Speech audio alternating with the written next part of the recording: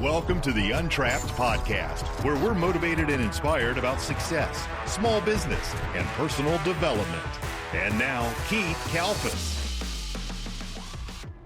I'm fired up. I hope you're fired up. We have a special podcast for you now. We have Joel Kouski from Kouski Landscaping, built a $2 million business with 20 employees. And dude, I have called up Joel, in times where I needed help with my business. And Joel took the time aside for me to walk me through like a customer service issue of exactly precisely how to detach emotionally and see things from a higher perspective to serve the customer at a high level. And I did what Joel said, and it not only made my customer happy, it made me money and got me more work. Like, I really appreciate Joel. First time I saw him was like years ago, maybe 2017. Social media. I met him in person at Atlanta, the most genuine dude ever. And he's the balance between like, he loves Jesus. You can see behind him. He loves God, and he's also an entrepreneur, and he knows how to walk this line of being a humble and open and genuine. Bro, thanks so much for being on the Untrapped Podcast, and I'm happy to see you here. Man. And also, one more thing. This show is brought to you by Jobber. If you need an amazing software to run your business on, now is the time. You get a totally free 2-week trial to implement this CRM into your business. It's really easy and just like, wow. And it's try it for free. If you want to sign up, you get a huge discount with my exclusive link. Just open up your browser and type in getjobber.com/Kalfas. And then also next week, Joel is going to be our special guest on our private breakthrough mentorship group, where we go live in a private environment off of social media and we work on our business. It's called the Untrapped Alliance. I'm very excited. He's going to be on that as well. And you can learn more by going to keithkalfas.com/alliance and becoming a member today. Without any further ado, what's up, Joel? Hey, man. It's really good to see you again, Keith. Dude, you had these videos, man, on it's like Instagram Reels and TikTok, where you're just speaking life into people and encouraging them. And I know I see your new YouTube channel where you're going deep on sales, and your entire angle is like, I very resonate with it. So what's on your mind, bro? Yeah, man. When I did that on Instagram and TikTok, Snapchat and YouTube last year, it was a seasonal thing, man, because it was on my heart. I genuinely felt like I think people need to just hear you're doing a good job. Period. No angle, no funnel, no landing page. Just, hey, bro, if it's got to be across the internet, just want you to know, man, you're worth every struggle you're going through right now. I love you. Great job. So it turns out that I've actually gone back and watched some of my own videos, man, because sometimes I needed the encouragement, So I think that was an impactful season, and it really comes down to, like, we're all just people. At the core of business, at the core of all of it, we're just people, man. That's amazing. Hey, everybody, a couple times Joel's mic sounded like it went out, like it was cutting in and out. Are you getting that too, or is that just on my end? Let me know, everybody know in the comments. And I heard everything saying it a couple times, your mic cut out, and I wasn't sure if it was me or you. So you say people need to hear, bro, you're doing a good job, man. You're putting forth effort. You're like, what is the emotion that comes up that made that come to the present, to the surface for you to say, I want to speak that and inspire people? Well, in my business, I've wanted to beat my face against a wall enough times that it's pretty, I don't know, man, as an entrepreneur, a lot of us, it's pretty easy to feel the void that we're trying to fill. And it's really easy to feel the lack.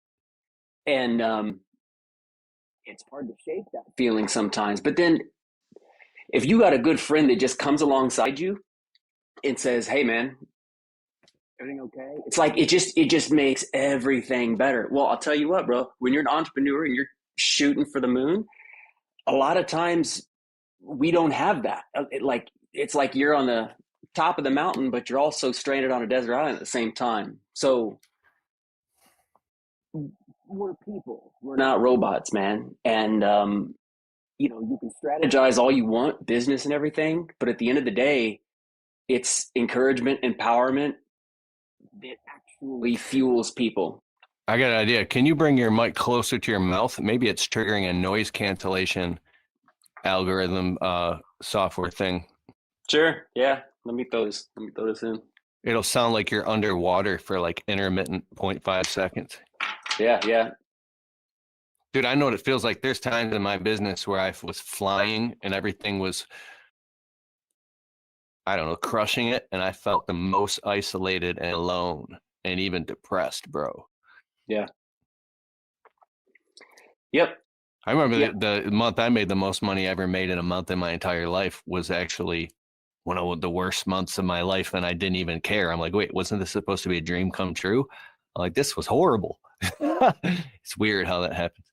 Yeah. Yeah. But it's real, and that's not the stuff that people post on Instagram. You know what I mean? Like we see everybody's highlight reels, but we don't see the crying in the corner. We don't see the defeats, and we don't see you don't see anxiety, but we carry it and we take it home and then try to deal with our own family and friends and stuff while we got the knot there. And that's just real. What, there's an HVAC company here where we're at. This guy just bought the company for millions and millions of dollars. They have 500 trucks. Okay. 500. And I asked him, it's just one dude who owns all of that, and they're super profitable. And I asked him, like, man, I'm just down here kind of at the bottom trying to figure out how to make it work, man. Someday I'll be at your point, where the anxiety just isn't a big deal anymore.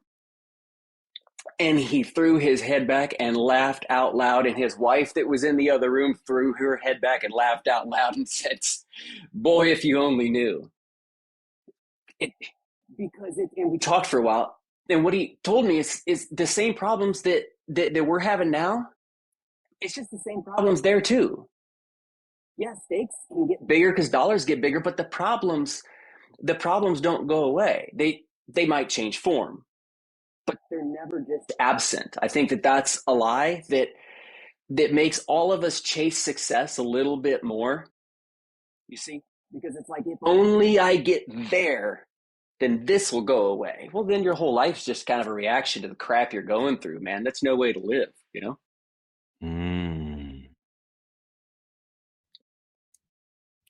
So, I don't know. You want me to be real? I can. No, I love this. I could give you shiny stuff, but this is the reality of it. And I think that anybody who's listening to this tries to say that it's not. So, tripped and fallen, in my experience, this is an experiment. I see the pendulum shift, like it goes back and forth from like soaking wet to bone dryer to like you have these moments of total bliss. Mm-hmm. And what's the most fulfilling part of your business and everything in your business from like I'm sure when you got started, you struggled all the way to get to where you're at, and you've been through highs and lows. And what's times where you've like really messed up or things were messing up, and how did you handle them? Yeah. Well, to your first question, the thing I love the most about entrepreneurship is just the freedom of it all. I can get an inspiration. I mean, come on, man, we live in America. Like, we can just do it. We can just act on it. People like to act like there's all these constrictions, but it's really kind of just a fear thing manifest. Like, we really don't have people trying to kill you around every corner, like actually kill you. People might not be for you, but man, it's literally land of the free. I love the freedom of entrepreneurship. On the other side of that coin, though, that's also been one of the biggest problems in entrepreneurship, is that I just got so much freedom. There's not somebody standing over my shoulders saying, hey, that's going to ruin the next 5 years of your life, dude. Don't do that, And even if they were, we're just hard charging, it's hard to listen to that stuff. So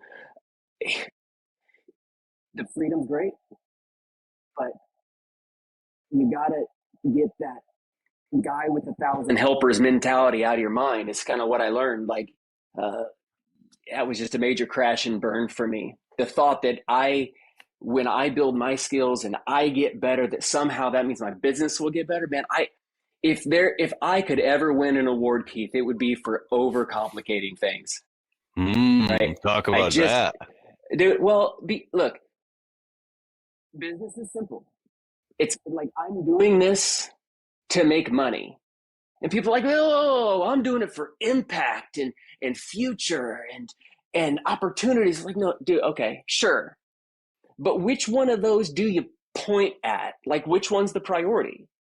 Let's say impact. Let's say you just focus everything you do on making impact. Well, but you don't focus on making money in your business. Well, then you're not going to have any engine through which you can have an impact. You see, like, business needs to just be business.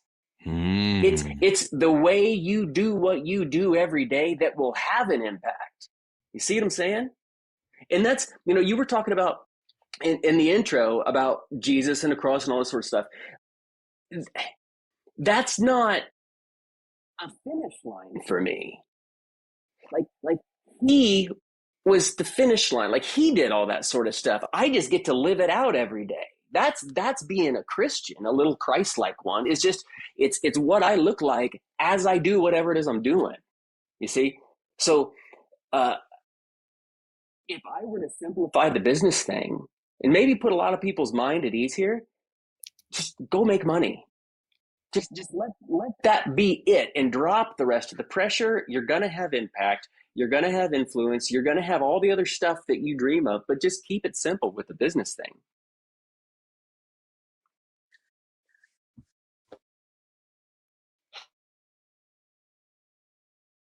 Bro, I just feel like when you just said that, I don't know about anybody else here, and I know this podcast is for all you guys, but for me, I felt like they just cut like a bunch of weights that were on me and they just dropped.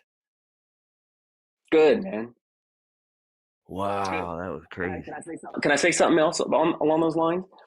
Yeah, pour gas on it, bro. Let's go. Well, I had an ego problem, because to think that my impact, influence, satisfaction, and all that was gonna flow from just me in every moment by moment choice I made, it's really just an ego problem. Like, now I'm trying to control everything around me. Why? Because honestly, man, I was scared of messing up. I got good at sales because I was afraid of people saying no to me. I wasn't some just like natural guy. Like, I wrote a sales book. I didn't get that information, that technical knowledge, whatever you want to call it, from just practicing and studying all that sort of stuff. No, dude, I was completely freaking scared of the confrontation, the knot in my stomach I would get whenever a customer was like, no, I'm not giving you $28,000 for that. So I just got really good at making sure that I prevented all of that, and I just stumbled upon a really beautiful way of selling, putting the customer first and being completely ethical, So, but understand, that was my fear that I didn't ever need to have in the first place. And so many entrepreneurs are driven by that fear.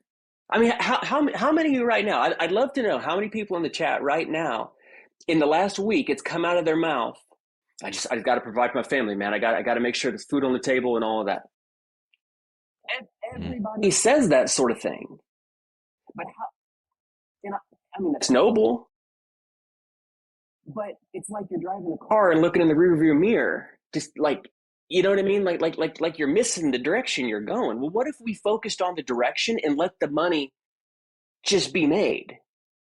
Right? We can't be driven by fear, man. And many entrepreneurs, including myself, every time I do a coaching call with somebody, man, it's all you hear is just fear coming out. And I get it. Like, every mistake you're ever gonna make in your life lies in the future, and people are terrified of that. I get it. But every success you're gonna have is in the same place. So, pick one to look at, not the other. Easier said than done, but Can you do me a favor? yeah. Take your phone out, put it on airplane mode, turn on the recorder app, and then record you talking and send me the recording after, because your voice is going out every 8 to 9 seconds intermittently for like a whole second. And it sounds like you're underwater.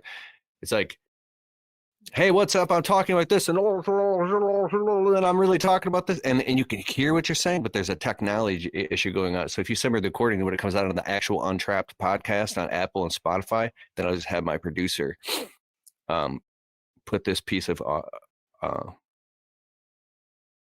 be great, dog, and then we'll continue talking. Sure. Yeah.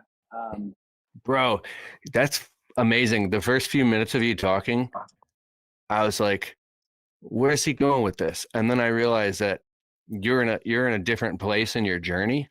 And so what I'm learning is like I'm a dude, Joel knows what he's talking about. This is why this dude's on the podcast right now. And then as I just kind of like listen to what you were talking about and let go of whatever script is running in my head, I was taken to see from the vantage point of what you're talking about, and it created like a release for me that gave me a whole bunch of clarity. And I hope that's the same for anybody else listening, if you could pick up on that, bro. It's Scott Dorn, everything. Let's get into the comments just real quick.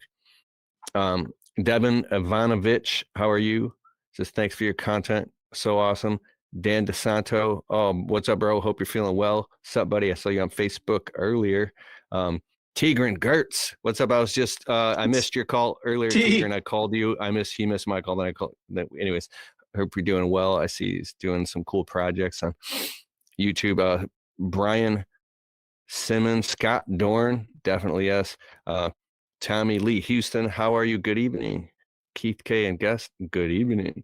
Michael Douglas II, he says he's laughing. Scott Dorn says everything right now wants to fall apart. Truck and equipment problems, etc. Oh yeah, the spring when stuff's falling apart and breaking down. It's like, so yeah. What comes to mind, man? I could ask you a million questions. I've got pre-scripted questions, but I want to flow. I just, I don't want to get too heavy on telling people how to ever do stuff. I think there's a lot more in people than what they realize. And I think a lot of people here don't need to hear anybody else tell them how to do something. They just need to kind of maybe have a little life breathed into them, Let whatever's in there come on out. And I know that can sound kind of touchy-feely, Yahoo, but man, if you don't believe that something good is in there, you're going to just be following somebody who you think is better than you for a long, long time. Like eventually, and there's no problem with learning from people. But I mean, when do you stand on your own 2 feet? When do you decide that that's what you're going to do? Tigran decided. And we all follow him. But see, he just stood up one day and said, I'm going here. And I admire that about him. He put his stake in the sand and he didn't look back, man. So I think a lot more people need to do that than to find another strategy or tactic. Ooh. I was spinning my wheels bad a few years ago, and I hired a consultant. And I kept giving all the reasons why it wasn't working. And he was able to identify something huge to me. I basically just kept going and buying more tools and getting more information and more coaching, consulting, and more. Like, I guess I was afraid of failing and just going all in. And so I kept staying like on top of the surface and doing a whole bunch of stuff and testing, because was over diversification. I call it diversification out of desperation. Mm-hmm. So it's kind of like almost like having too many services or something like that. It's interesting when you can get a glimpse on it. And who was it? James Clear, Atomic Habits. He says the highest level of efficiency is actually deleting completely and eliminating stuff that isn't working. So if it's springtime and stuff is breaking, what were you going to say? Well, Well, yeah. But you got to have something to delete. The only reason you have something to delete is because you tried something and it didn't quite work right. So if you're afraid of failure, you're never going to have anything to delete. You see what I'm saying? So you like have some belief in that inspiration, and you get out and go do it, go try it. And I mean, gosh, I would have been so much further along had I just gone out, tripped, failed at something, and then got over it and got back to business. Do you know Phil Soros? Yeah. Yeah. Yeah. I was talking with him on the phone one time, and he was actually coaching. He was coaching me for a season, and he told me, he's asking all his questions about the business, and we were at like, I don't know, $1.5 million a year at that point, and he said, "What's your most profitable thing that you do?" I thought, I don't know. I hadn't really thought too much about that, but I mean, it's $1.5 million, man. And dude, we just did this amazing job, and we got this pool thing going in soon. It's so cool. He's like, yeah, but which jobs make you the most money? And I couldn't answer him. It's like, honestly, I don't think I was in it for that. I was always, what's next, what's bigger, what's better, what's bigger than that, and then what's bigger than that, and oh, this will look really cool, I can't wait to tell somebody about this, and when they see this, I'm going to get all these new customers. But I didn't have any more profitable of a business. So what Phil taught me in that was, maybe you ought to find that out. And some of y'all are probably thinking, like, dude, what was this guy thinking? Well, that's just where I was. And it wasn't until years later when I actually got my numbers figured out. See, I got to 2 million a year before I ever started figuring numbers out. God only knows how we made it that far. But I'm telling you, man, I waited way too late to start doing some of those things. And it was just a lot harder, to kind of change the tire while the car was moving and get some of those things figured out after the fact. But Phil really helped me in that, and helped me zero in on what was actually important. And I had to get over my own ego and stop doing some stuff that we just weren't good at. Tell you what, man, business got a lot easier when I got over myself. That's for sure. I love it. I think I had Phil on the podcast before. I remember I was in my truck on my laptop with Wi-Fi hotspot, and he was walking through something with sales, and he was cutting through all the fat and getting right down to the point. It was very, very crystal clear the way he saw it and how he had systematized his business and figured out what worked and what didn't. For sure. I had around that same time, I was in an attempt to get my numbers figured out. I called in a financial advisor, and specializing in small business, local guy. His name was Randy Lane, and he sat down at the desk in front of me, and he got his notepad out, and he's got his pen there ready to write. I started telling him all my problems. Man, I don't know where my money's at. I know we made it. I see this on this form and that on that report, and he's listening with his pen, and I kept going and going. He wasn't writing nothing, and finally he just kind of set his pen down and slid the notebook aside, and I said, "What, man? Like, what's the deal? I'm over here about to get emotional, and you're not even taking notes." And he said, "Well, you actually don't have a money problem, Joel." So, what do you mean I don't have a money problem? Look, don't you see what I'm telling you? He said, "Yeah, you don't have a money problem, man. You have a CEO problem." He said, "You see, your company needs a CEO, but all it's got is you." And that stung a little bit. I realized that just being the operator, not actually growing a business, having a $2 million top line, but not actually having a business, got my attention, man. So I went on this quest at that point to actually build a business, and I went all in on that part and got some great systems, some great automations, and it's allowed me to go to ministry school these last several years out of state while my business continues to operate, with its ups and downs, of course. But that was some really healthy advice I got, man. It was a gut check, but all of that helped me get over myself, It's funny. you say this and it makes perfect sense. And I can almost hear some of the people listening that might say, yeah, but what if you're not even making enough money yet to even pay people the proper amount? Because if they wouldn't hire, they don't even make enough money to hire a CEO or to let alone pay some of their employees a living wage. So then you got to reverse engineer and find out what is like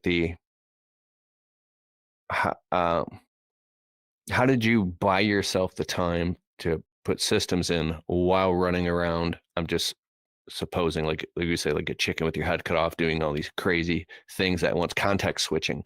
How were you able to start putting systems in while being so freaking busy running this business? I mean, I only got 2 hands and 2 feet, man. I just picked one, and spinning plates fell, and crap didn't work right because I had been doing it wrong for a long time. So what did I expect? Just start doing the right thing and everything, and it all manages itself? No, it doesn't look like that. It looked like stuff didn't work. It looked like I wasn't in the field as much, which meant more guys made mistakes, which meant I had more problems on the back end. But I was betting on the fact that I had to build some systems. I had to build some automations. And until those things happened, I just was going to continue repeating the same thing that always did happen. So I just kind of pulled the plug on it and committed to dealing with whatever happened. And it was rough. Some guys quit. I remember one of my guys punched another one because the guy got a bee sting and he just got really mad about it. And the other guy made fun of him, so he punched him. And this was all during that time. I had him sit in my office. I was like, what are you guys doing, man? Like, you got a freaking bee sting? It's like, what are you crying about? But that was all during that season because I wasn't there and stuff was just happening, digging up stuff at the wrong house. I mean, just all this stupid stuff, And but I had to get it built. Digging started happening at the wrong house.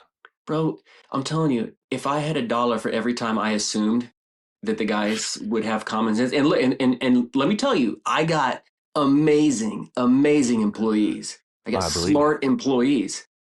But you just assume that stuff is common sense, and then it turns out it's just not, And so, how do you deal with that? You build another system. How do you deal with that? You build another system, and you get enough of those things going, and you realize, I think this might be working a little bit. I created a group called the Untrapped Alliance where we go live every other Wednesday night in a controlled environment. I'm sick of scrolling on social media. I'm sure you are too. Let's get focused on our businesses. We already started the group, so if you join at keithkalfas.com/alliance, you can get access to the replays. And the bonus is we're gonna have special guest experts who run multiple 6- and 7-figure businesses. They're going to come on and teach us how to do sales, marketing, persuasion, close higher ticket jobs. These are people who got their shit together. And I'm really excited to have them on. Go to keithkalfas.com/alliance. I'll see you on the Wednesday night call. Let's go.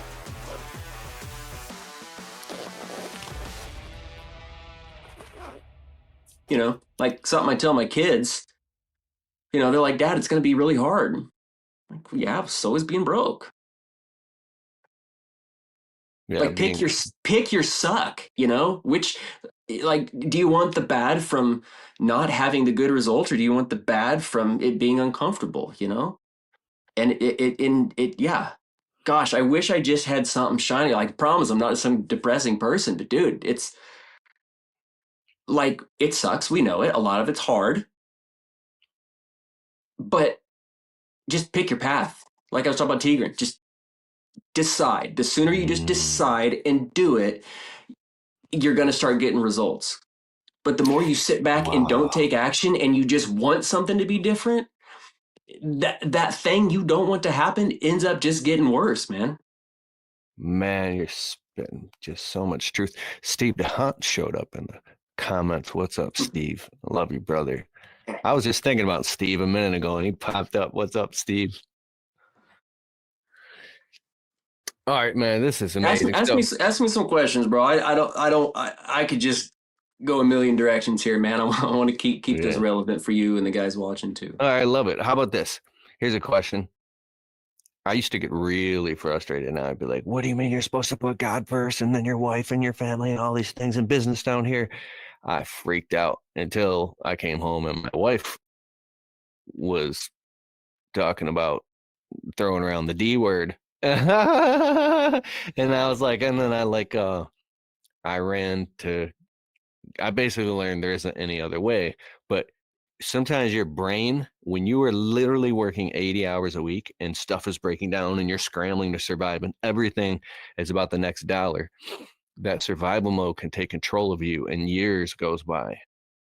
How do you, when you learn these hard lessons, how do you prioritize? Well, I'll tell you what I did do, and then I'll tell you what I do now. I drank, I yelled, I took it out on my kids, I blamed my wife, I blamed the economy, I blamed my employees, I blamed the weather, how hot it was, how cold it was. It just, I didn't own it. You know, I was a dick because of all the things you just listed, because it's stressful. I was the wrong guy for all the right reasons, you see?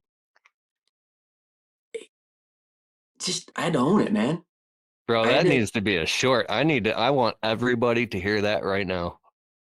Joshua Latimer one time told me, and I want to stay on this track. He said, some of these guys that are entrepreneurs, if in time he's coached a lot of people and things fall apart, yeah. Some of these guys still don't own up, and they say, I gave her everything. I did everything for them, and that ungrateful and this, and they still don't see it, even after everything's fallen apart. It's like, whoa, like when are you gonna see that it's a script, it's a story that starts running, and you can't interface with it. Like, what part of this is it's tough, bro.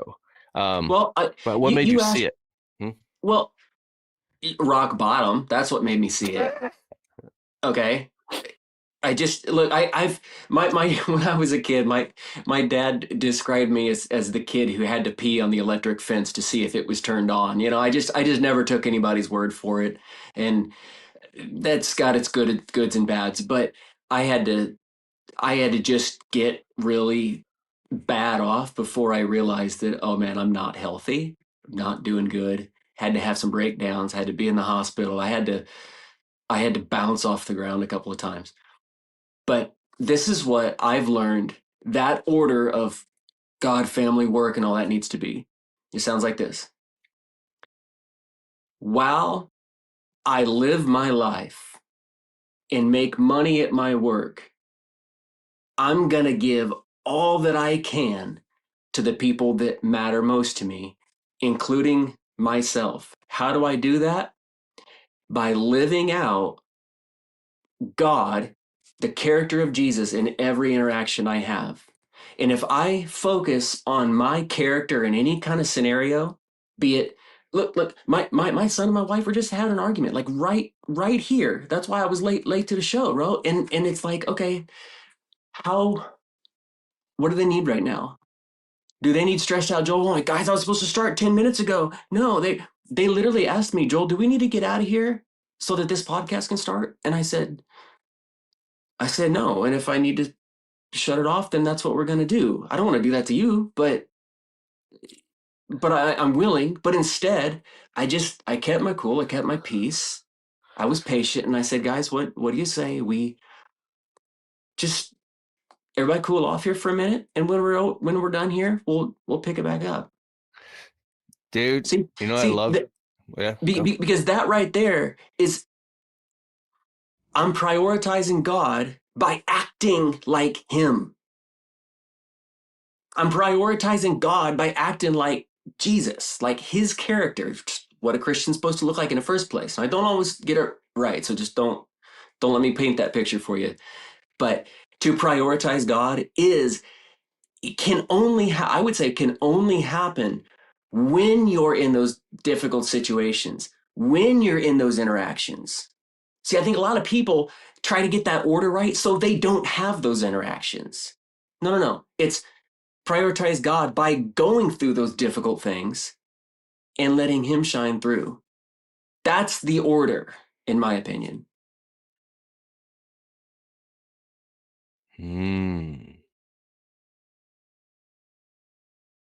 And I'll tell you why people don't like that is because you can't put your finger on it. You can't put it in a spreadsheet. It means you got to check yourself and see, am I a patient man when I just worked 80 hours and my wife is yelling at me? And you got to own the answer to that thing. That's how I figured that out, Keith. But instead, I wouldn't own it. I would just put another mask on, drink it away, whatever. So just own it, man. Everybody loves to listen to these motivational videos on YouTube reels, about owning it, owning it all. Just take it, grab life, and maybe own the fact that you were just a douche to somebody that is actually your biggest supporter. Dang. Yeah, some people get this thing where they feel like people are out to get them, even their spouse. They feel like nobody supports them. But if you look, I'm freaking, and I just turned 42 last week. Wow. And the revelations I got when I turned 40, like something shifted into a different gear. It felt like the Matrix, the scripts and the stories that were running Keith Kalfas, who was trying to do all these things so I can be somebody, so I can be significant. So therefore I'm not unworthy or whatever. I don't know what it is. All that stopped and I just kind of like woke up. Yeah. And I was like, whoa.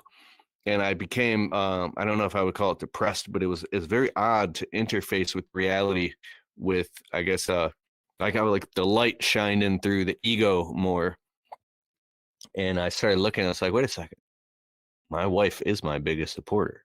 She's literally got my back, even if it hurts, even if she has to say something that feels cutting to get to me, to save me from myself, from doing, I don't know, stupid stuff on social media. I go on the wrong path or something and she'll catch me, right? Because I can be a practical jokester on social media and I want to go all the way. Just like at the beginning of this podcast, I put on a gold chain just for a goof. But so and she has a lot of discernment and stuff like that. And so she's actually on my side. It's like, it's this amazing thing how people become addicted to their struggle.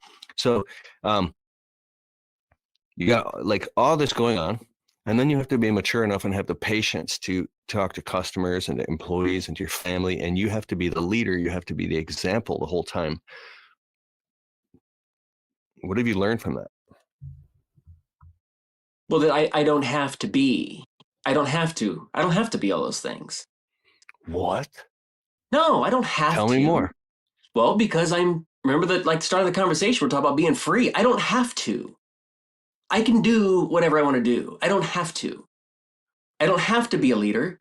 I don't have to be an example. I don't, because all that language does is it puts piles of pressure, bricks on my shoulders. And that's the crap that I had to let go. I don't have to. It's not a show or performance. I'm not going to put on my leadership hat. I'm not going to put on my CEO hat. I'm going to do my best. Again, like, y'all are going to think I'm just hyper religious. No, I have a compass pointing toward the character of the Lord, and it's become apparent to me that whatever situation I'm in, it will be better if I can act out the character of Him. Pick any situation. A business negotiation, my wife says she wants a divorce, my kids are fighting, screaming at each other, getting kicked out. I don't pick it. If I'm carrying love, joy, peace, patience, kindness, goodness, gentleness, faithfulness, and self-control, then tell me how it won't be better with me being there. Right? So I don't have to be a thing. I need to just do whatever I'm doing the right way. By the way, Jesus said, I am the way. Did Jesus carry bitterness and resentment? No. So what's all the weights that people are carrying? Well, I got to this and I got to that. I got to this. Well, yeah. Yes. I agree. Yeah, you ought to be making money. You ought to be leading, but the way you lead isn't by just trying to lead.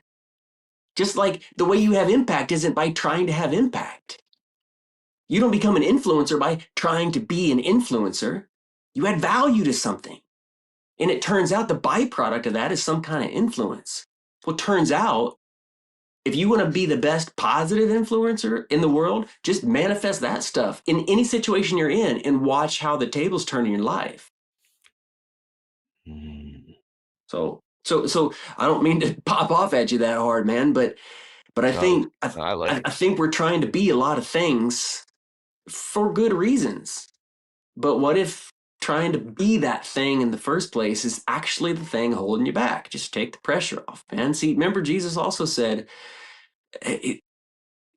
my yoke is easy, my burden is light. Like he's not going to heap those things on us, you know? Scott Doran says, I do have these things going on.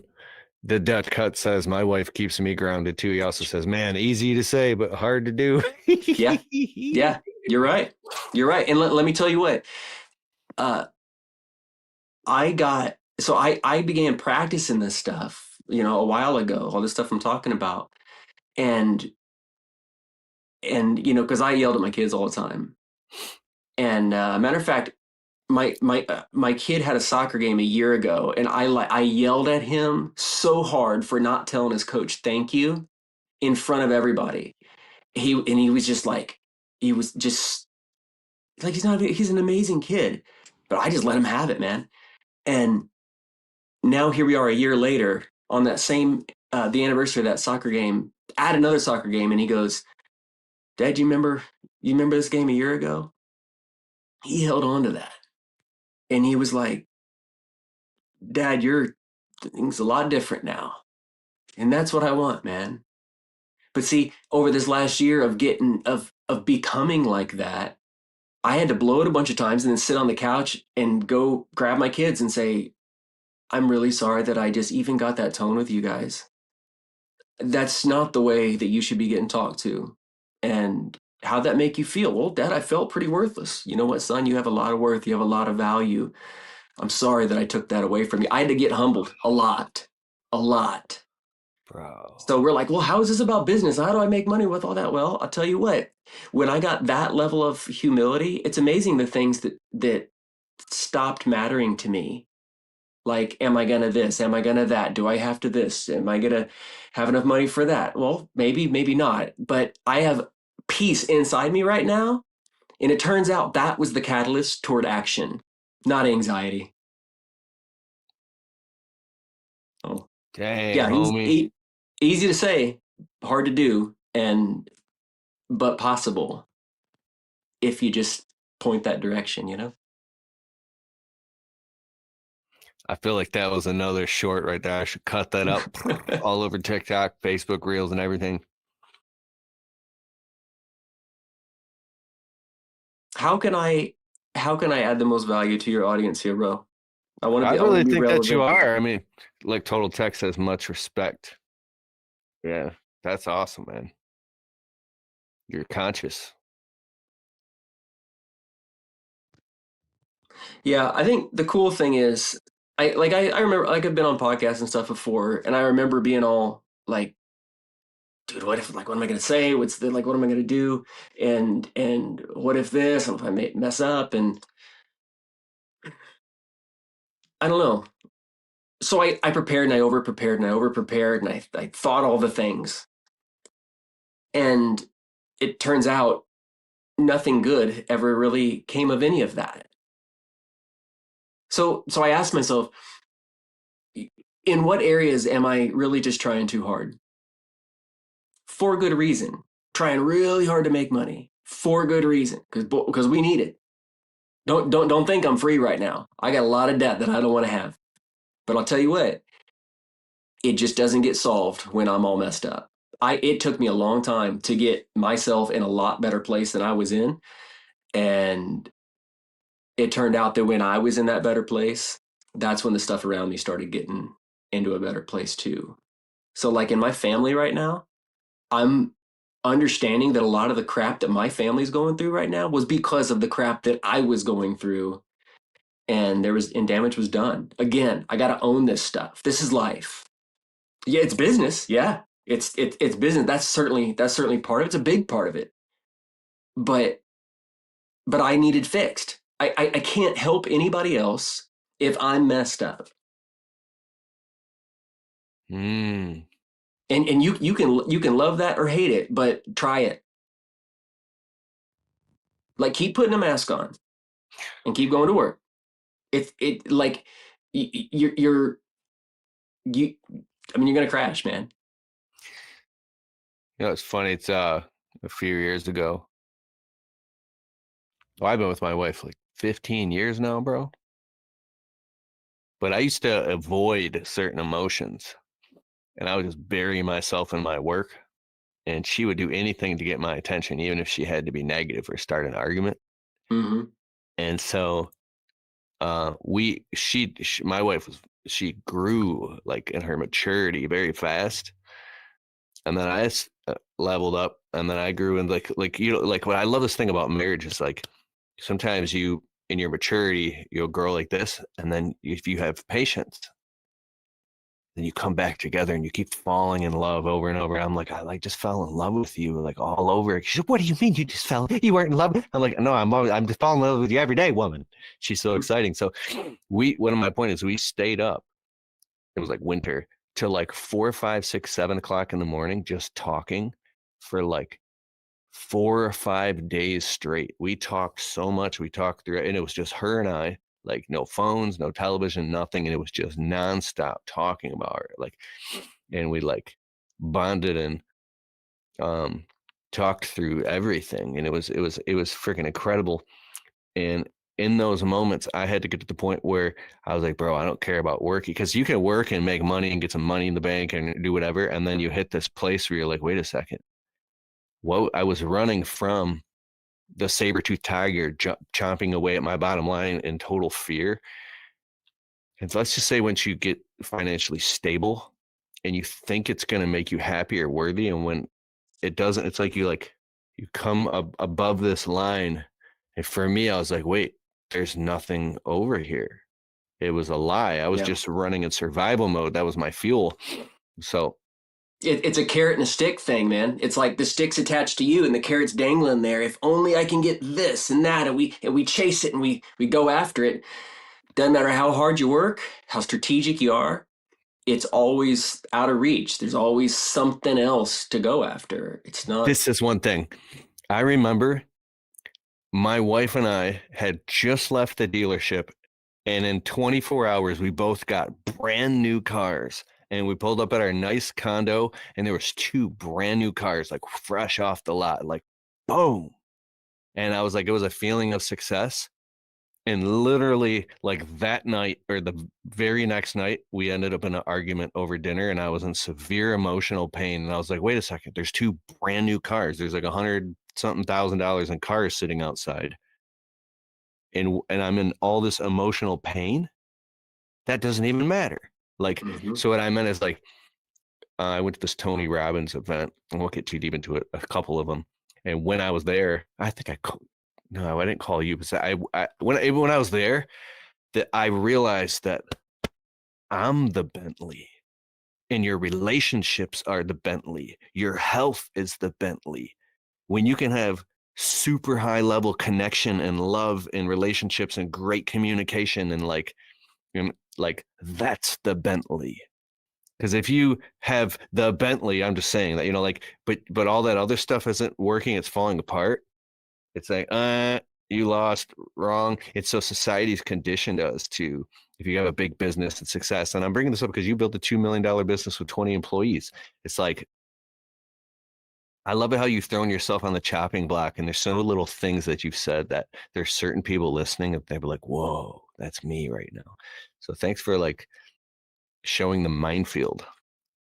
Yeah. Well, hopefully I can put flags up next to the mine so you don't step on them too. You know, I think that would be, helpful to people.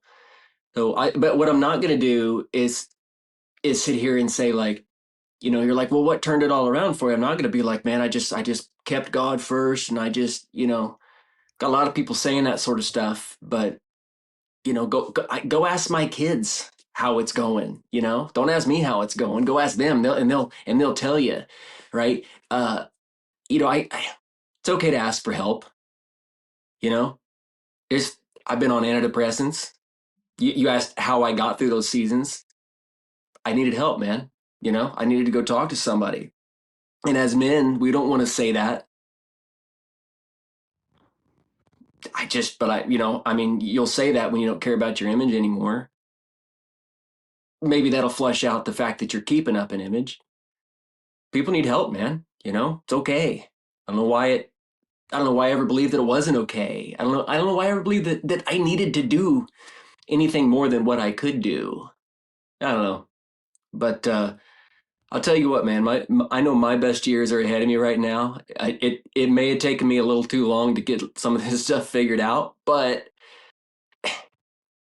if the people listening to this could take these things I'm saying, like this character thing I'm talking about, and make that your starting line on year 2 in business, bro, I'm telling you, your wife and your kids and your future and everything that you're going to be involved with is going to thank you, because your future needs a whole lot better version of you, not what you do.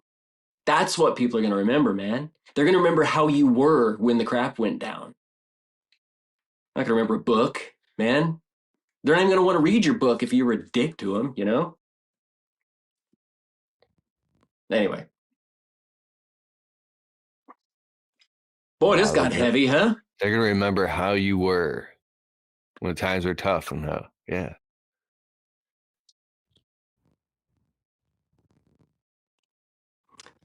Where I remember, I didn't catch it. I was just thinking about what you said. When times I remember when I first started my landscape business, I got sued by an insurance company because I got in a car accident, and I was so broke I didn't have any car insurance. And it was like a couple years before I had even met my wife, and I was getting all these bills in the mail for 20 grand and stuff. I was like, I can't afford to pay that. So they took my driver's license, and I was terrified, bro. I won't tell the whole story here, but anyways, I had to have a truck. My first truck was in my wife's name, and my car insurance was in her name. And I'm so deep in debt with debt collectors calling me, working 100 hours a week with bags under my eyes, just paying off debt collectors and paying off all that and settling that. It took 6 years, bro, of running in fear. And I'm just now thinking, who was I in those times? I was just this shaky, paranoid, running with my hair on fire, knowing that if I just work constantly and I keep finding a way to get money to pay off these debts, everything will be okay. Yeah. Yeah. She stuck by my side. You were doing the best you could with what you had. Yeah. Bro. And aren't we all? So I think just kind of understanding that's where we're all at. Like, it's like you're not a unicorn, You're like, I don't want to say you're nothing special, but like it's not a special case is what I mean, right? So we're all doing the best that we can do. You're allowed to succeed, you're allowed to fail. But man, take some advice. And I'm not talking to you right now. I'm just saying, like, this is, I should have been a whole lot better at taking some advice early on. And I didn't know how to do that. But yeah, anyway. I want to switch gears a little bit. Klein Lawn Care and Landscaping said something. Dutch Cut real quick said, mine too. First truck was under the girlfriend's name and insurance too. So you can relate. Klein Lawn Care and Snow Plowing says, which strategy do you use to get the most out of the spring rush? We are currently pursuing and recurring work. How do you turn the most leads into customers without discounting the work? If you are looking for the greatest software ever to run your business on, go to getjobber.com/Keith. You can create proposals, invoices, collect payments, and track your entire business directly on the Jobber smartphone app. If you want to get a totally free trial of Jobber right now, open your browser, type in getjobber.com/Keith, and after the trial, if you decide to sign up with Keith's link, you'll automatically get 20% off your first 6 months. So what are you waiting for? Go to getjobber.com/Keith. I'm assuming that you're Klein. I'm assuming that you're the owner operator, and that you're also doing the sales. Let me know in the chat if that's true. But I'm gonna go ahead and assume that. I think that the way to make the most out of the spring rush is to take it one customer at a time. It's only a rush to you. It's not a rush to them. And if they feel like it's a rush, then they're not going to feel like you got the time of day for them. So understand that you're talking to one person. Maybe you need to slow down, give them your full undivided attention. I actually, I got an ebook called the Sales Questions Playbook. It's just navigating a sales conversation. Maybe it be helpful for you, but it's, you dig deep, you find out what customers really need. It's never just mowing. Let's say spring rush. Somebody's like, yeah. What's it going to cost to cut the lawn? Real quick, I'd love to give you a quote. I got to ask, what made you call me? I mean, there's 1,000 other people, and they're going to answer. Okay. Real quick, so I switched gears on Joel. If you get into the business stuff with Joel, he's a freaking scientist wizard with the business stuff, but we started off on a totally different foot, which is great. And so now we're in this portion, which is just happening all of a sudden. But see how his whole energy shifted? Dude, I guess. Yeah, hey, am I about to go too deep here? Because I just no, it's dude. You drop the right people will get that message, bro. It was all meant to be. That's what happens here. All right, now back to what you were saying. Back to the show. What one customer at a time. I think it's very important to ask quality questions in order to flush out what's really important to your customers. Because again, this whole conversation has been about people. Well, your customers are people too. It's not just about cutting grass. It's okay. Why do you need your grass cut? Well, because I lost my job and I'm working too. I got to go. Who knows, man? But if you can touch that, then you can actually tailor a plan around that. Well, sir, I tell you what, man, if you just lost your job, look, I don't want to sell you anything that you don't need. But if you're going to be working 2 other jobs now, you're not going to have any time. That means nobody's going to be trimming the shrubs. Nobody's going to be fertilizing. Nobody's going to be dealing with the irrigation system. How much of that do you want me to take care of? And I'll do the best I can on the pricing. But you tell me, how can I help you out with that situation? Now you got a quote to this guy for all this other stuff. Well, guess what? When he gets his job handled, you will have been the guy that met him where he was. Just like I'm talking about this personal stuff, the first 50 minutes of this podcast, right? It applies here too. You meet that dude where he's at and you flush out the why behind whatever it is that they're asking for. You will have built a ton of trust and you were actually able to help him. But you just give him a quote for $45 or whatever it costs. I don't know. And you're just going to go on the dining room table with the other stack of quotes. So that's how you make the most of it, is you do every single customer the best you possibly can for them. And you make a win-win for them and you. It's not about a value statement, man. You just do a really great job with everybody that you come in contact with. And you'll find people that you can't work for, don't want to work for. They don't want you to work for them in that process. But here's the cool thing. When you dig real deep on the front end, you'll flush out whether or not y'all are going to be a good fit before you ever invest time in your office. See? So I think that's how you make the most of it. And that's not just a spring rush. I think that's just how you make most of any lead anytime you get one. Charles Double in the comments says that you got him addicted to eating raw oysters. Oh, come on, man. Yeah, we get it. Yeah, we grabbed dinner one night, man. We had a good time. Charles Double's always posting positive and funny comments. I appreciate you, brother. He also says, thanks again for the man to man. That one part about seeking first the kingdom of God has certainly helped through the fire and hard times that arose.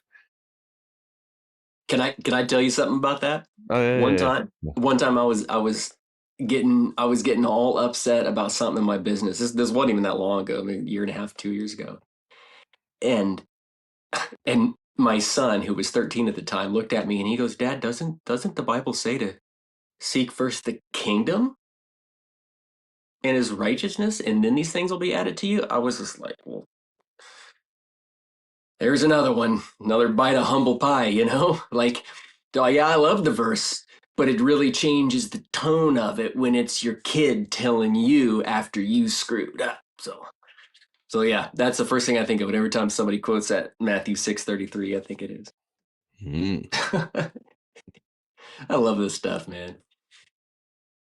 The Dutch cut, the ones I make real connection with, I almost always land them. Yes. Yeah. Well, and so who's in charge of making that connection?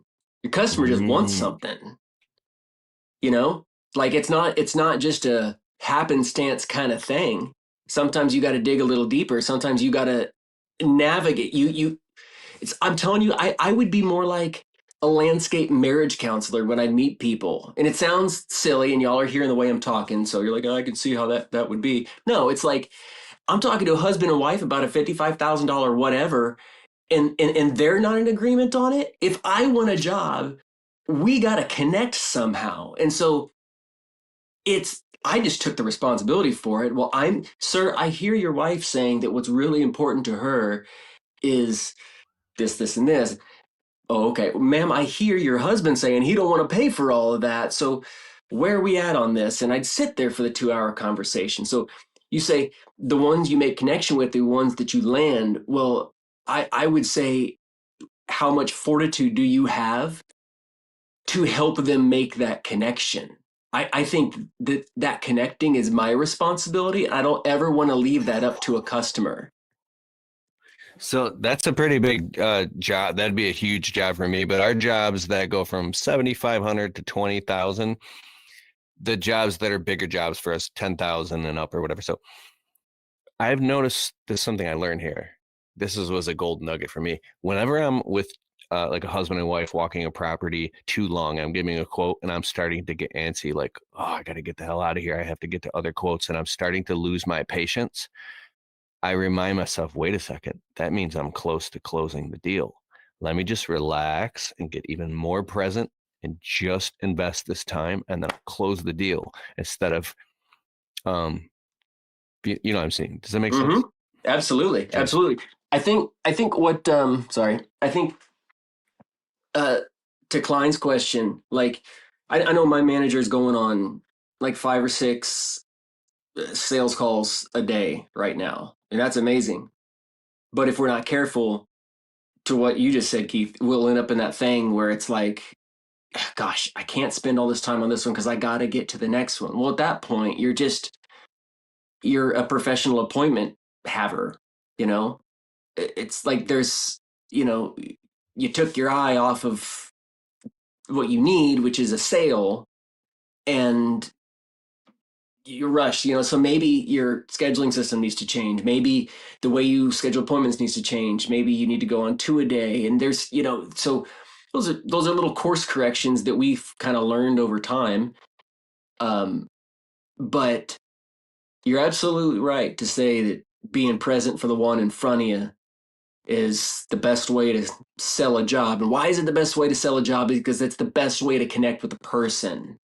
Right. Like if you don't like the person at who makes your coffee at the local Starbucks, you'll either drive across town or go get a $2 cup from McDonald's. Like because the person in between you and the product matters a lot. There was a statistic, 72% of people who have left or not purchased something that they wanted did so because of the salesperson. 72% who didn't buy something that they really wanted chose to just not have it because of the person who is in between them and the product. Yeah, it's interesting. I just thought of something. I don't like Skechers shoes. I don't wear them. They're not my style. But I was looking for some comfortable shoes for walking. And anyways, I'm just looking at shoes. There's a whole Skechers store down the street from my house in this big plaza next to another shoe store. I'm like, I'm just going to walk in there. I'm like, oh, I don't like any of these shoes. Then I walk out and then I walk back in because I really needed some freaking shoes, man. I'm like, I do not like Skechers. But then as I was walking out, there was this new style that they were pretty sweet. And they were right by the door. And I looked at them and I went to walk out and I looked at them again and I'm like, never mind. And then when I walked out the door, the lady who worked there, who was like a manager or something, she ran and grabbed me before I walked out that door. And she goes, hey, were you looking at those? And I was like, well, I don't know. She goes, those are the new style. Did you know they just slip? You can literally just pop your feet into them. You don't have to like bend over and tie them or anything. There's this new like technology or something. I'm like, what are you talking about? So she says, try it. Bro, I put my foot over the shoe and my heel went pop right into the shoe and it fit perfect. I was like, whoa, efficiency. Because I hate tying my shoes. Yeah. I was like, wait a second. I was like, do you got these for women too? And as a matter of fact, we do. Bro, I walked out, I dropped like $190 and I got 2 fresh pairs of shoes because the salesperson stopped me and showed me a benefit that I didn't see at first. Yeah. Because I'm all about efficiency. And I brought them home. I told my wife, I'm like, I know like we don't really like wear Skechers shoes, but these are dope. And now she freaking loves them and she pops her feet into them. It's like, yeah. And so I was thinking about, but I actually thanked that sales lady. I said, I just want to say thank you so much because I was about to walk out of here frustrated because I really needed some shoes. And she's like, I knew that. And so it's like a salesperson took a moment. Now think about you. That could be a $20,000 job just to, boom, Or it could be Klein knocking on a neighbor's door and say, hey, sorry for the intrusion. I just met with your neighbors. I gave them a quote for lawn care. And she really told me like, there's a lot of need there. I don't want to sell you something that you don't want. But if I could give you a quote for professional lawn care services, be it shrub trimming, lawn care, turf care, tree care, would that be something that would interest you? Well, why are you doing that? Are you doing that to make sales? Or are you doing that because, like the Skechers lady, she paid attention and she saw a need? If people got grass, they have a need. So if we could just get over this sales thing, it's not sales. You opened your eyes and somebody needs something, right? Yeah. Are you trying to get out of the field? You say you're trying to get out of the field doing 2 sales? I don't get what he's saying here. Are you sick of doing sales? You want to completely out of the field and have a sales guy? Or do you want to get out of the field and just do sales?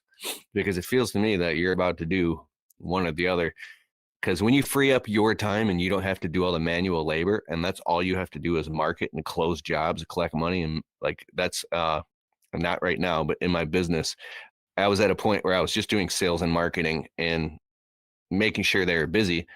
All I had to do was meet appointments all day and just sell customers work and keep them busy. And so it's actually, I thought it would be so hard to do, but it actually became easy. And then I felt like I was going insane because I liked the physical labor so much and I wasn't getting enough exercise. I would pull up to the job where the guys are working and I would like show up if there would need to be like a small tree cut down or something. And then I'd be there for 20 minutes and then I would leave.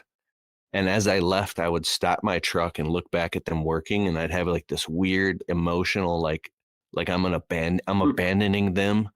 I'm like, I need to be there. Run it. No, they don't need me. They're like, get the hell out of here. Like, we don't need you here. That's Go. exactly what they're thinking. You beat me to it. They wanted me to leave. Yeah. And they did a great job. Exactly. And so that's when even just like me as a dad, it's the same parallel. I hover over my kids so that they don't make mistakes and get themselves hurt. Meanwhile, he's like, dude, okay, Dad, let me do something, So like, just let me go have a chance to do a good job or something like that, And so then you go from being this hovering thing, keeping somebody down, to being somebody who can empower and encourage. Well, when I made that shift toward my employees, I realized like, my manager now has gone on more sales calls than I have. That's humbling. I'm over here teaching people sales, and my employees have now put in more plants than I have, and they've put in more patios than I have. They've plowed more parking lots than I have. So maybe they've learned something. I learned something, but maybe they're good at that too, So I should treat them that way. Not act like I'm the one who's got all the answers. Dude, you just connected a huge dot for me. Wow.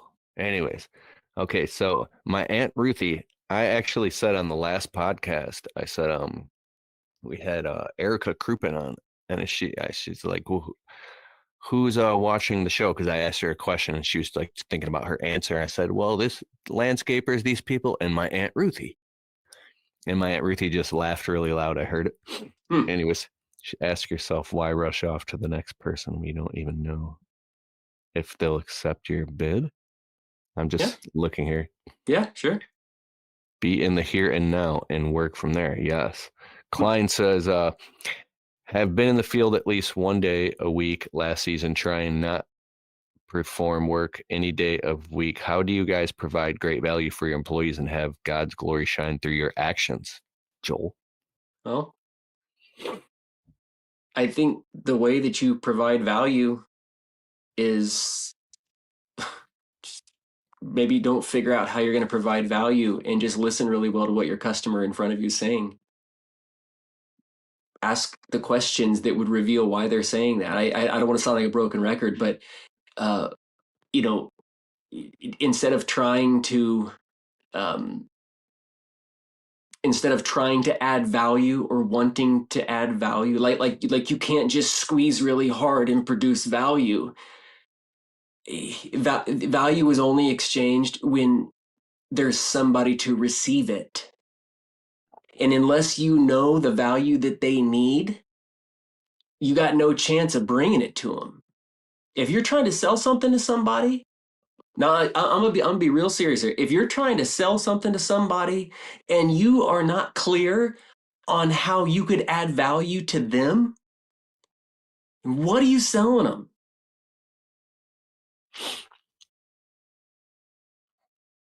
You're just doing stuff. You want repeat customers? Find out how you could actually add value to them. Look, I'll tell you a story. I was selling pools for a pool contractor while I was running my business, and I went on this call, and it seemed like a slam dunk, man. This lady sat me down. Her husband was there. We're sitting there at their kitchen table, and she goes, "Man, I want a pool." My husband's like, "I think this is the year we're finally ready for a pool. We've looked at the pricing, man. Just let's take a couple look at designs and we'll go from there." And she got up to go walk out in the backyard to talk about where her new pool was going to go. I said, hold on. Can you just tell me, why do you want a pool? And she sat back. And honestly, Keith, I think that might have been the first time she thought about it. What? Look, she said, well, I just love being with my girlfriends, and we're just drinking a cocktail next to the pool and just chatting and having a great time. Gosh, we'll be over here 5 nights a week. And all you people hungry to sell a job, you're going to hate me for this. But I said, okay. So for $85,000, are you ever going to get in it? And she said, well, no, I don't think I want to get in the pool. I said, okay, well, here, let me make a suggestion then, because how about we spend half as much and make an outdoor living space that would perfectly position you to have this beautiful view of the lake, since you want to look at water and not get in it. How about we utilize this lakefront property that you already got for literally half as much money and put it into the outdoor bar with the fridge and all this sort of stuff, with the patio and the pergola over it, so you can actually have the room you want to sit in, not the water you want to sit next to. And, and as much as her mind was blown by that, I think the most profound thing in the room was the husband's sigh of relief that he didn't have to pay for the $8,000 pool. But I'll tell you what, I didn't sell a pool. I wouldn't get commission for anything other than a pool. But my point, though, is that when I found out how to add value to that lady, I was willing to offer something that didn't give me a win. You see?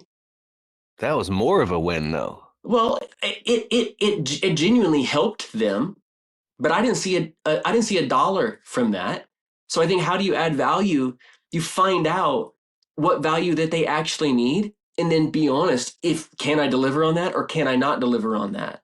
And just be honest. I mean, honesty is really undervalued. Think, like, the fear of being honest is probably what makes a lot of people put masks on. So yeah, you want to add the most value, bro. Just ask questions, and I literally asked your customer that question. Oh, they're the ones that are going to decide what's valuable to them or not. You decide if you can deliver, and y'all connect on it. No discounts, man. We offer discounts like it's a gimmick. You truly meet somebody's value, add value where they actually need it. Like, why do you think Starbucks? I just bought a caramel ribbon crunch for my 13-year-old, and it was $8.35. I don't know how they rung it up, but it was $8.35. And I was grumbling about it. But then the look on my daughter's face, I realized why I was willing to pay that $8.35. See, the value was there because I want to give my daughter a great experience. Daddy, can we get Starbucks? Yeah, we're going to go have some time together. That's what I bought. That's what I bought. I didn't buy a caramel ribbon crunch. I didn't enjoy any of that, but I did enjoy the look on my daughter's face. Right? So it's not about coffee. It's not about lawn care. As much as you want it to be, you're a technician, so you think that way. Don't mean to be harsh, but that's that technician mentality. You think you're offering a product or a service. No, you're offering a solution to something you have no clue about. You get to that point where you can uncover that, and you're going to have customers for life.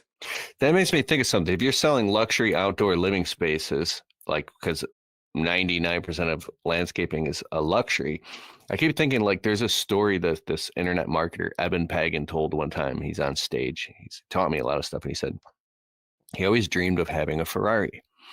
One day he finally made a whole bunch of money, and the day came he bought the Ferrari. And he's driving in this clunky thing, and it's like, it's so low to the ground, it's hard to get in and out of it. You could feel every bump in the road. And he pulled up to his friend's house that he knew all the way since freaking elementary school.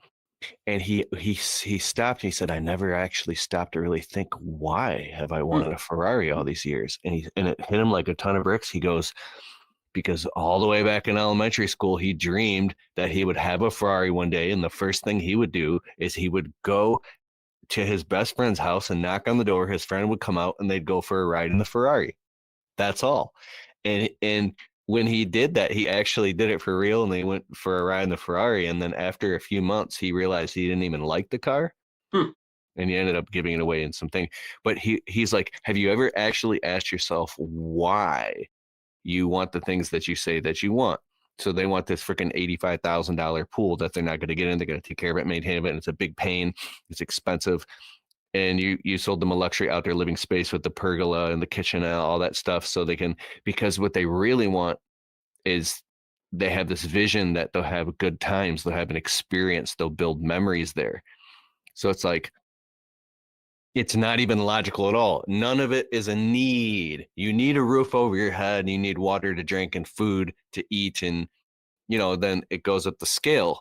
So when you said uncovering what people need, I'm having all these like epiphanies.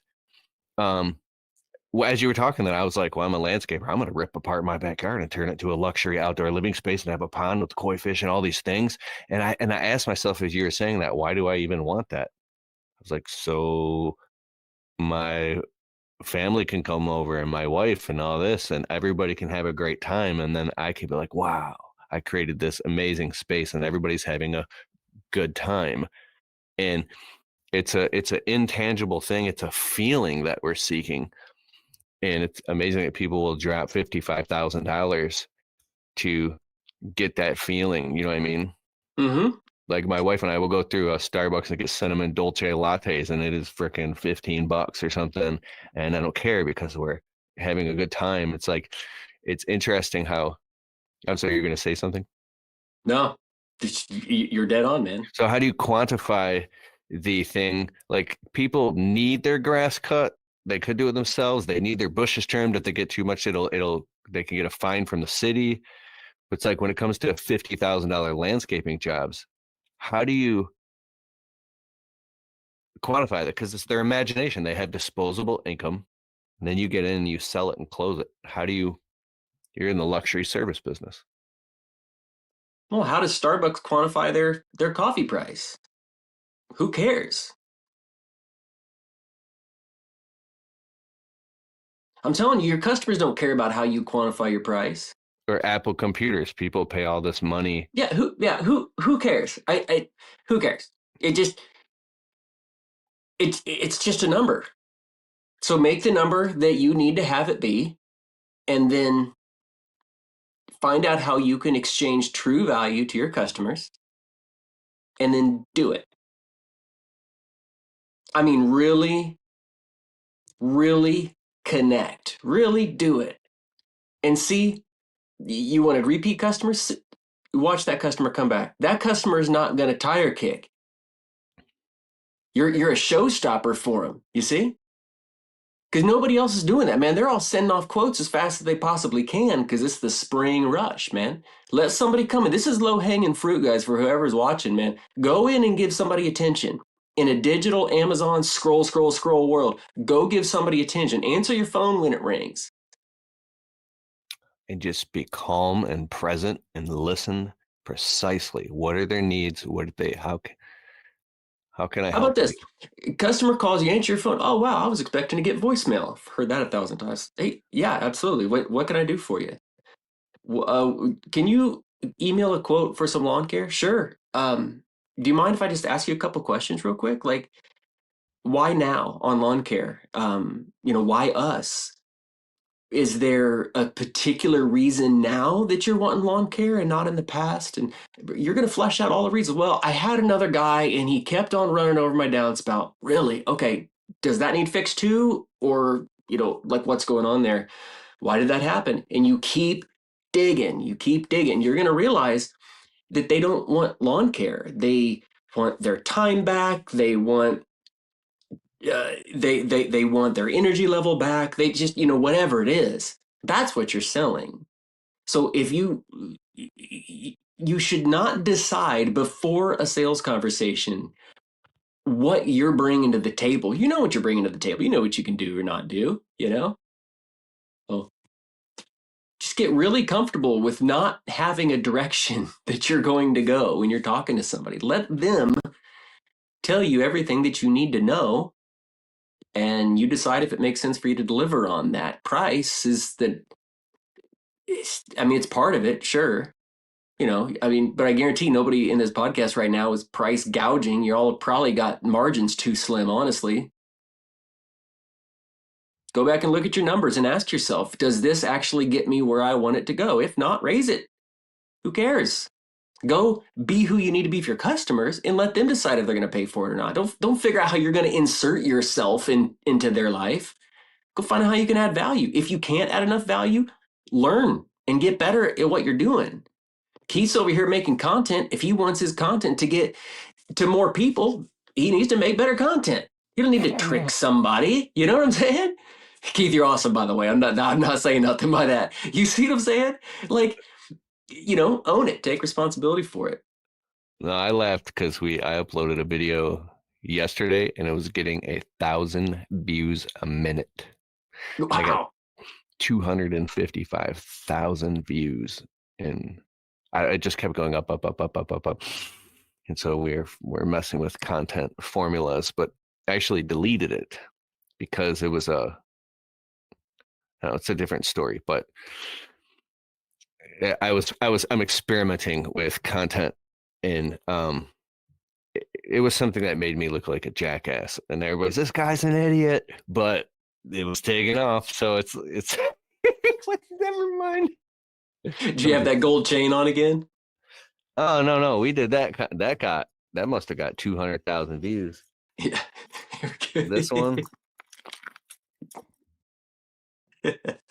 I've got way more gold than this.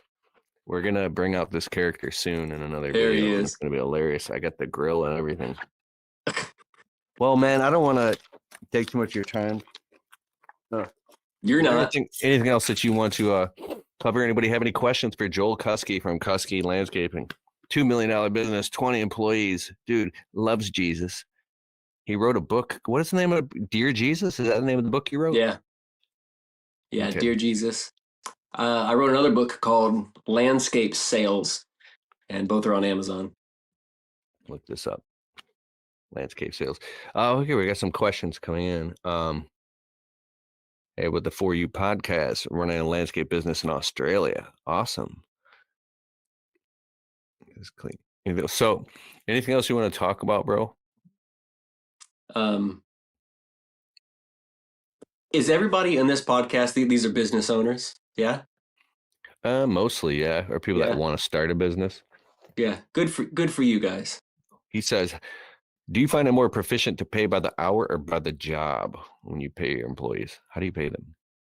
I pay them hourly, and I wish I could pay them by job, but if I treat that part of my business the same way that I've been talking about this people thing, I asked them, which would you rather have? It's literally the same way I'm talking about doing sales, guys. Like, I asked them, would you rather be paid by the hour or by the job? What would make most sense to you?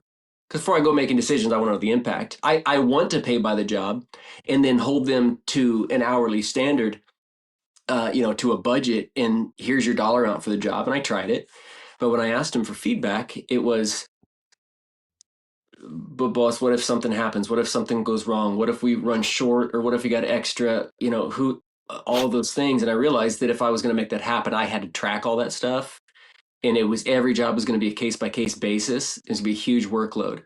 So it would be better for me to pay them hourly and then have a really great culture of support that would empower and encourage these guys to do the best job they possibly could, and give them a clear design, clear instructions, have the foreman walk the job with the designer and the customer, just to get on the same page. There were several other things I could do that made hourly work well without it getting taken advantage of. And that's good, because then my guys get a paycheck, even if crap does hit the fan. And I want that for them. Does that mean that I make less money? Yeah. So I raise my price. That's exactly what I did. Mm-hmm. I raised my price also when I wanted to give them healthcare. I raised my price. I made customers pay for it because that's business. Nice. Like, there was a dude I talked to a while back as a friend of mine. His name is Tim. He had a gutter company with like 5 different locations. And I asked him, like, how do you make money and deal with price and stuff like that? And he's like, just raise it. If it needs raised, raise it. Just, like, you're not making enough money, raise your price. Well, I can't sell any jobs. Okay, then let's deal with that. Because again, if I'm buying an $8.35 caramel ribbon crunch, they can raise their price. And people who probably shouldn't be buying Starbucks are still buying it with $86 in their bank account. They're still eating, they're still doing it. Why? They're touching some need there. So surely you can sell a lawn care service for 75 instead of 72, you know? Yeah, the people who say no to you are literally going to Best Buy and buying a big screen TV or the furniture store and walking out with a $5,000 couch that weekend. It's crazy how irrational money spending is. Yeah, right. So just, don't take the price thing too seriously, Any tips for employee manuals and management? Kevin Venezuela, welcome to the show. Yeah. Can I answer that? Yeah. Use AI, bro. Ah, that's so powerful. Just ask ChatGPT, hey, here's 9 things that are important to me. What else do I need to have in an employee manual? Or here's something I do with AI a lot. Ask me questions so that I can come up with answers so that you know me, and then write an employee manual out of all of that. See, because like, how do you write it? You don't even know the right questions to ask. So tell AI to ask you questions, to extract information out of you, so that now it builds it with what you know. Freaking amazing. Right? So you'll have something in no time, and keep it simple. What's a priority to you? I do have a quick when plug. my guys show up at 7, so tell them to show up at 7, We do have the 16 documents that you must have all employees sign. Well, at least in my business, it's what I use. It consists of about 43 pages. These 16 documents, you could print them out or do it digitally, but they're fully editable. They're PDFs and Word docs. You can get them all in a full document pack if you open up your phone and type in keithkalfas.com/16. And then there's an upsell. It's the fully editable employee handbook. Nice. And you can get all of that if you go to that, if you need help with that. He said, AI, Charles Double says, a lot of landscaping Facebook groups have customizable handbooks. Oh, that's sweet. Okay. Nice. All right, bro. I love it. He said, the For You podcast, the 2 gents are doing amazing work. Hopefully those looking to build their own appreciate it. And thank you, sir. Appreciate you too.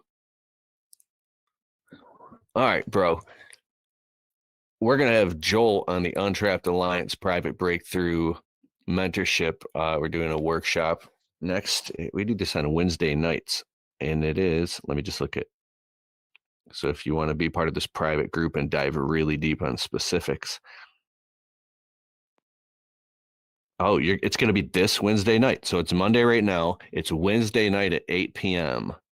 Eastern Standard Time. Joel's going to be on for about an hour to 90 minutes going deep on growing your business, sales, and solving problems specifically. I love it, man. And how you can get to that by going to keithkalfas.com/alliance if you want to get in the group chat and learn. What else is on your mind, bro, before we wrap this up? I want to say something to the people that are watching this and that are going to watch it at some time in the future. The guy hosting this podcast, just so I want you to know Keith when he's on the other end of my phone, not just when he's on the other end of this podcast. Keith is probably the most willing to give up what he wanted, or willing to give up what he thought it was going to be in order to be corrected. He is probably the most correctable person. Not that I've given him a bunch of correction. I'm not saying that. His humility and his willingness to throw it all away for the next, for what is more important, even if it will cost him, even if it's more work. There are few people in this world that I've come in contact with that are like that. And he didn't tell me to say this. I just want you guys to know who you're listening to here, okay? Because that's affected me. When you talk to somebody who has that level of humility, that they'll just call and say, dude, I get this thing is happening. What do you make of that? That's rare. That's a humble person. And here he is with all these followers and all these channels. But he asks. that level of humility is amazing. So again, I want you guys to know who you're looking at over here, right? It's a real dude with a real life, but with really healthy qualities about him. So he's a good dude to follow. He's a good dude to let have influence in your life. And Keith, I really appreciate the things that you've taught me, and just we've had a lot of this back and forth stuff, man. So you've absolutely helped me, and you're a great dude, man. Hope you keep doing what you're doing. Likewise, I appreciate the observation, bro. It really means a lot to me, and I'm very honored that you took your time to be on the show. And also, I'm thankful for everybody else here. And it's springtime 2025. This is the time to go after it. You can go back and listen to this live on, the replay on Apple and Spotify. You can listen to it while you work if you tuned in late and missed anything. Sorry. I'm talking funny because I get these Invisalign put on my teeth about 5 hours ago because I want my teeth straight like Joel's. And I'm getting used to them here. But thank you so very much for being on my show, brother. And thank everybody for tuning in to the Untrapped Podcast. We just crossed 850,000 downloads and we're headed towards 1 million. Wow. So super excited. Anywhere your favorite podcast is, that's where we're at. I'll put all the information about Joel in the show notes. And how can anybody find you, Joel? Type my name in. I got a weird last name. There's only one of me. At Joel Kouski on any platform. Spell your name for the people listening. Kouski. That's my last name. Joel Kouski. And I love your new YouTube channel, bro. It's intense. What is that? Same thing, at Joel Kouski. Yeah. Perfect. You got to check out his YouTube channel. It's fire, bro. Thank you so much. And I'll see you guys Wednesday night on the Untrapped Alliance, 8 p.m. KeithKalfas.com/alliance. Good night. Hey, I hope you liked the show. And if you like the Untrapped Podcast and you get value from it, can you please take a minute and go over to Spotify and leave it a well-worded positive 5-star review? It helps boost the rankings on Spotify so the show can get to more people. Therefore, these messages can get out to more people and inspire more people so then they can go out and start their small businesses and crush it and get to the next level. It's a huge deal.